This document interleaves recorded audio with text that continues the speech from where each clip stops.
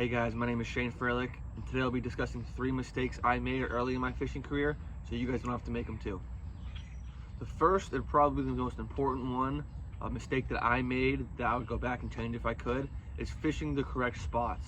A lot of times you'll kind of just want to go to a popular spot whether it's a bridge, whether it's a bank that a lot of people fish, that's maybe on some apps that you've heard. These spots can produce fish at times, but a lot of times they're not where the fish actually are, and not what works the best.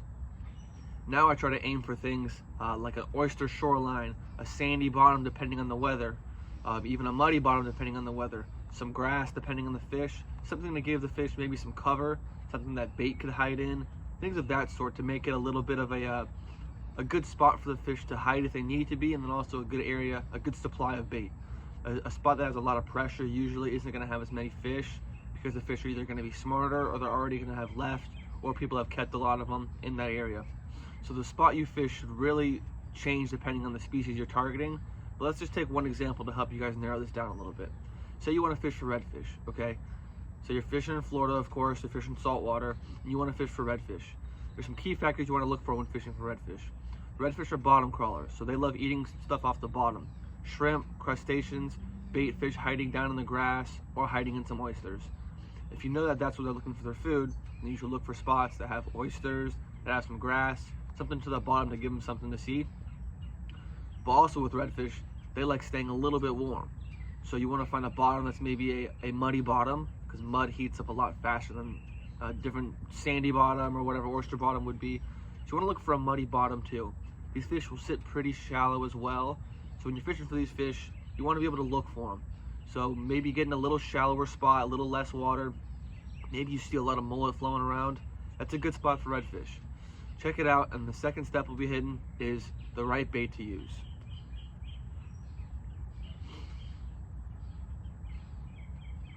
So I grew up watching a bunch of fishing videos.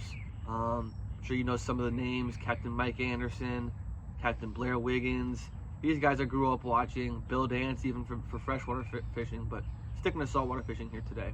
These guys all show me lures to use, kind of basic lures. Most of the time if I'm pulling up to a new spot or a spot I haven't fished a lot, I want to cover a lot of water just to find fish, see if there's fish there at all. When I'm trying to do this, I'll usually throw a paddle tail. A paddle tail, it looks similar to this here. This is a paddle tail type of lure right here. So you see it here, it's kind of imitating a bait fish because it's tail on the end, so as you're swimming it, as you're reeling, it's shaking like this, creating a lot of vibrations, getting the attention of fish. So with this bait, you can cover a lot of water. So if you're finding a new spot, it doesn't necessarily matter where it is, but again, when you're fishing, you want to fish mangrove lines, shallower lines, maybe shallow into a deep drop. When you're fishing these areas, you want to cover a lot of water. You want to see if there's fish. So a paddle tail is my great go-to for doing that. You can cover a lot of water, cast them pretty far, and reel them in pretty fast to get a large, vast area covered in a shorter amount of time. What I like to switch to then, if I know there's fish there, is something maybe like a fluke. A fluke will get possibly cooler eats, get a lot of reaction strikes out of fish. Maybe wouldn't necessarily see a paddle tail swimming by because it moves pretty fast. This is a fluke, so it moves a little bit slower. I usually rig them weedless because, you know, if you're fishing grass, you're casting up to mangroves, you don't want to get stuck in anything. The weedless presentation helps for sure. When you're reeling it through, it's a simple twitching motion. So you cast it out, it lands in the water, you twitch, kind of let it fall down a little bit, give it more shakes, let it fall, shake it, let it fall, kind of like that. The fish enjoy that too. It moves a little bit slower, so if they're moving slower that day, it helps to throw something like that. If you already know there's fish there, cover a little bit less water, but it sits in the water for each cast a little bit longer to get those maybe lazier fish or fish that just don't even see the paddle tail, get them to eat as well. Another bait that I'd recommend, also again for redfish, that's what I fish for the most. Another bait I recommend is a shrimp profile. A lot of these redfish will eat these shrimp. The shrimp will be sitting down in the grass, and the redfish feed in the grass a lot of times. Again, they're bottom crawlers. They have a really good sense for the bottom. So throwing some sort of shrimp lure helps you to get those redfish to eat more so. They eat a lot of shrimp in the wild. Usually it's smaller shrimp here in Florida, specifically Southwest Florida. So getting a smaller shrimp out there, getting them to hit that, you work it pretty slow. Nice bouncing movements is how a normal shrimp would. Reeling that in. But those are the main baits I hit when I'm targeting saltwater fish. Not even just redfish, even snook too. Those are my go-to baits there. And the third and final tip is knowing the time to fish. When I was younger, I fished the wrong times all the time. just kind of whenever I woke up. It'd be usually midday. I'd be fishing, and it wouldn't really work out too well for me.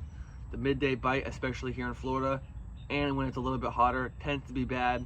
The fish can get super hot. The water warms up a lot when it's 90, 95 degrees outside. So the fish may go a little bit deeper or be tucked way up under mangroves when normally they'd be out in the flat on a little bit cooler day. So you can catch fish in midday for sure, but it's usually not the best time. Either morning or evening are the great times in Florida to go fishing.